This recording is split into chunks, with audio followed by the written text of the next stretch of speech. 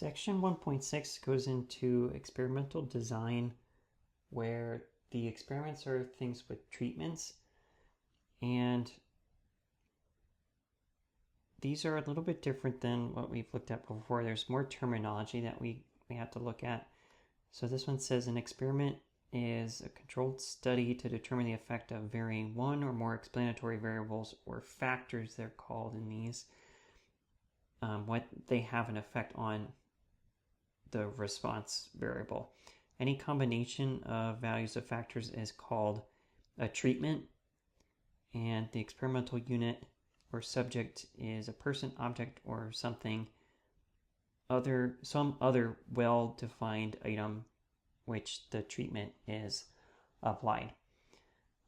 Now, one thing with this, the way that treatment is defined, if you have a non-treatment, which we'll talk about, like the placebo, that's considered a treatment as well.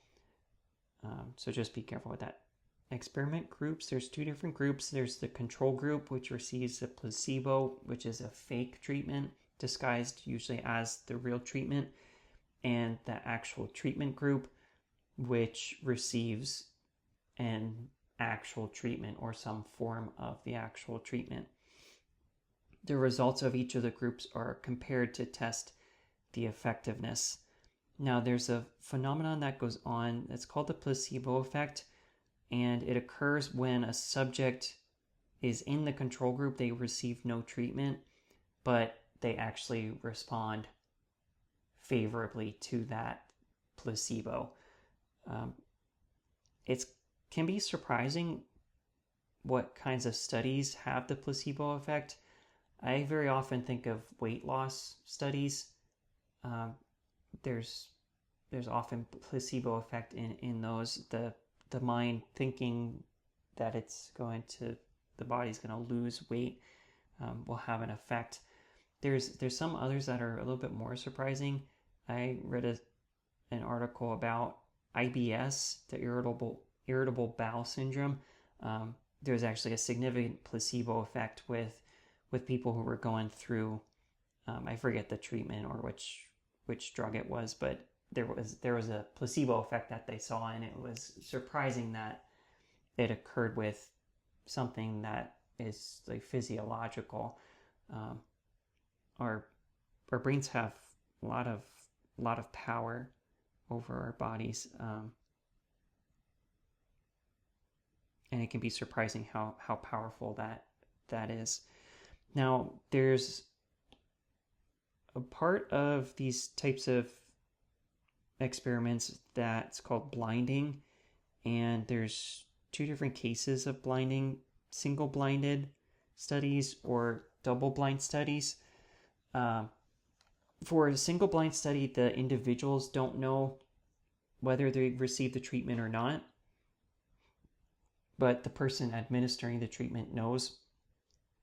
In a double-blind study, neither the individuals who receive the treatment nor the observers, the person administering and recording its effects, know who receives the treatment and who did not receive the treatment. You may think, oh, if both of them don't know, then how the heck do they compare? There's a third party that's involved, and they track who's receiving the treatment and who's not.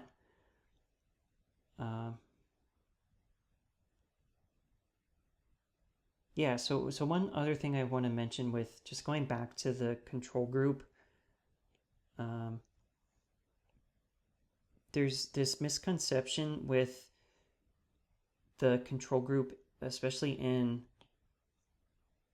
experiments where they're curing diseases that are a little bit more serious. So just like, for example, cancer. The control group wouldn't receive no treatment. In that case, they would receive the standard treatment at the time, whatever is standard. So they'd receive that treatment, and then the treatment group would receive that standard treatment plus the extra part of the treatment that makes it the treatment group. So it's not like they'll they'll do no treatment at all with the control group. They may do what the standard treatment is at the time. Okay, now I'm not going to read this to you. You can read this through. This is a good reference just if you're ever designing an experiment. There's lots of things to think about. We talked about pretty much all of the stuff that's in here throughout this chapter. So it's more of just grouping all of this stuff together. And it's a good idea to consider all of this stuff when you're going through a design of an experiment.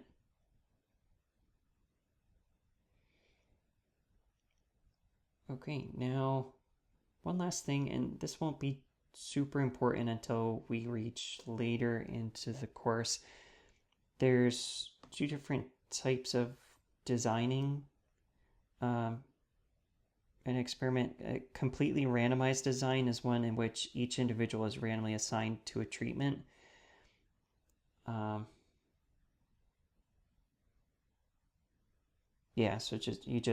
you randomly choose the two groups. Usually split in half, make your control group about the same size as the treatment group. But it depends on what you're designing for the experiment itself. A matched pairs design is one in which individuals are paired up. The pairs are selected so that they are related in some way. For example, the same person before and after treatment. Twins is a very, very common one. So this is a way of limiting some of the uncontrollable factors like IQ. Like twins are used in usually for experiments for children. You split the twins into two different groups and then see the effect of what they're doing. Before and after is also like the person before and the person after match pairs. There's a relation between the two groups. For completely randomized design, that relation between those two groups doesn't exist. So like one individual in one group, the treatment group, is not directly related to one in the control group. So that's the main difference between these two types of designs of experiments. Okay, so here's an example. This one actually comes from your homework, so it might help you with that section 1.6 homework. It says researchers wish to know if there's a link between high blood pressure and consumption of salt.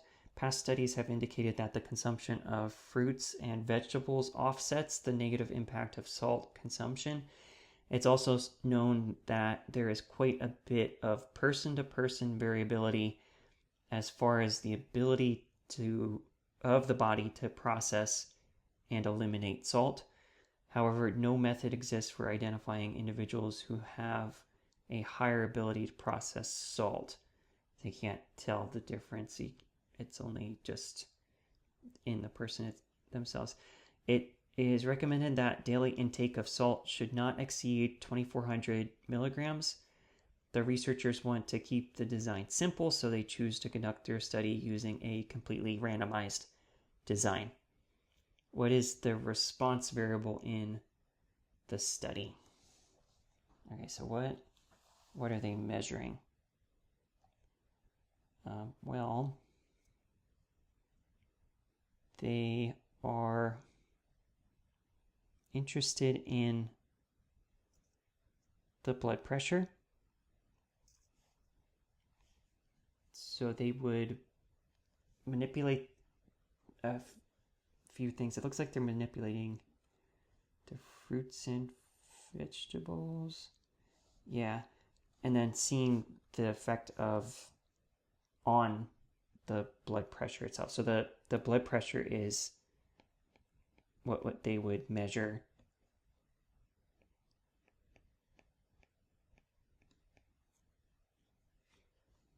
Okay, now part B, it says name 3 factors that have been identified and select all that apply. Okay, so body's ability to process salt. Yeah, so that one was identified. They talked about that in the problem. And that processing of salt would change the blood pressure. Daily consumption of salt. Yeah, that was another one that was identified. So if they consume more salt, their blood pressure might be higher, might be lower. Age, they didn't mention really anything about age, so no. Gender, also not mentioned, so no. Daily consumption of fruits and veggies, yes, that was mentioned. That was something, a factor of interest. And then blood pressure, that's the response variable, so it's not a factor. So just those three are factors.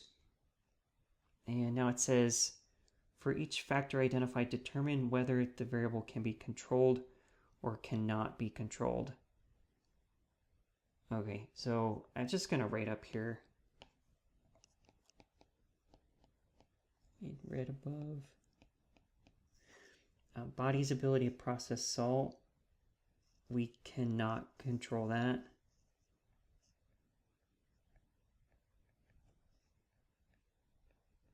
That was that sentence that was there where it said it can't be controlled. Daily consumption of salt, yes, we could control that one.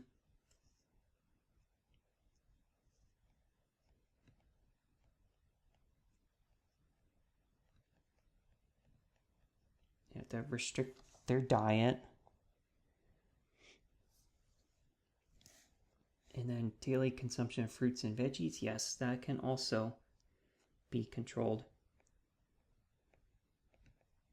That one can be controlled. You have to restrict their diet. Make sure we're giving them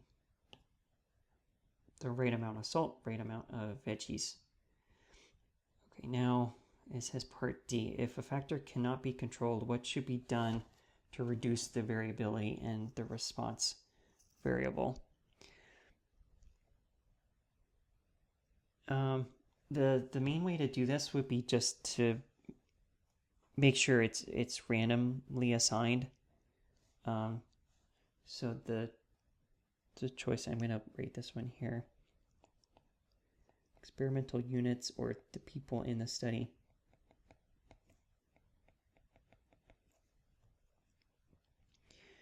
Should be randomly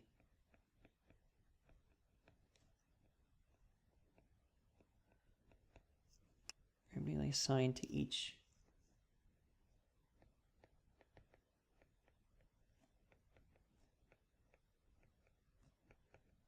treatment group.